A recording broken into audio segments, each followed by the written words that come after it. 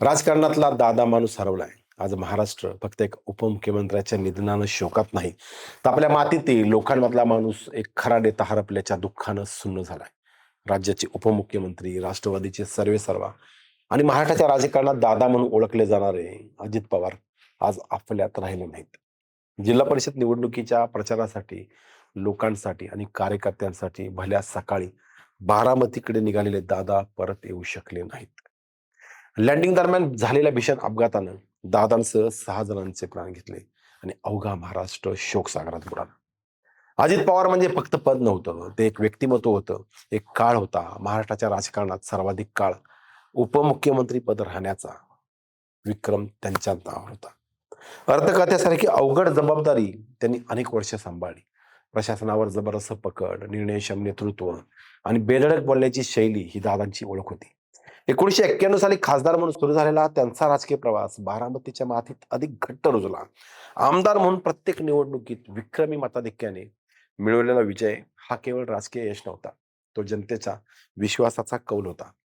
अजित पवारांनी कधी जातीचं राजकारण केलं नाही, कधी धर्माचं राजकारण केलं नाही. लोकांची कामं करा आणि निवडून या हा त्यांचा साधा पण ठाम खाक्या होता.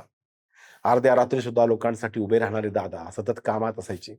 लोकांमध्ये रमणारा, खुमासदार विनोद करणारा, प्रसंगी खडसावणारा पण शेवटी काम करून देणारा असा हा नेता म्हणूनच लोकांचा प्रचंड लाडका होता. त्यांच्या दादागिरीत दहशत नव्हती, त्यामागे एक प्रेमळ माणूस होता.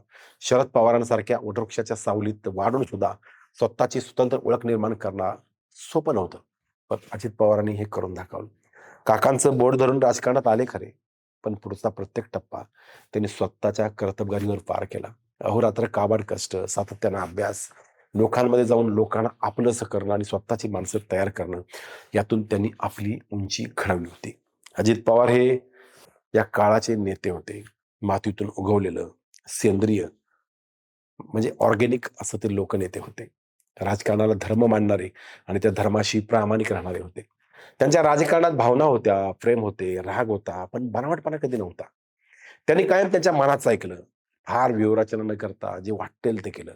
म्हणूनच कार्यकर्त्यांना खात्री होती, की अर्ध्या रात्रीही दादा आपल्या पाठीशी उभा राहील. दिलखुलास, मनमोकळ्या, कोणतीही गोष्ट मनात न ठेवता बोलणाऱ्या दादांसारखा नेता मी क्वचितच पाहिला होता. मात्र ही बातमी यायला नको होती. इतकी घाई बरोबर नव्हती दादा. तुम्ही मला आवडत होता. होय, तुम्ही मला हक्काचे वाटत होता. हा धक्का पचवणं फार अवघड आहे. आज महाराष्ट्रानं एक झुंजार, कामाचा, भावनिक आणि लोकांसाठी जगणारा नेता गमावला. राजकारणातला दादा माणूस हरपलाय. पण तुमचा आवाज, तुमची शैली आणि लोकांसाठी अखेरच्या क्षणापर्यंत लढण्याची जिद्द महाराष्ट्र कधीच विसरणार नाही. दादा, भावपूर्ण श्रद्धांजली. तुमची उणीव कधीच भरून निघणार नाही.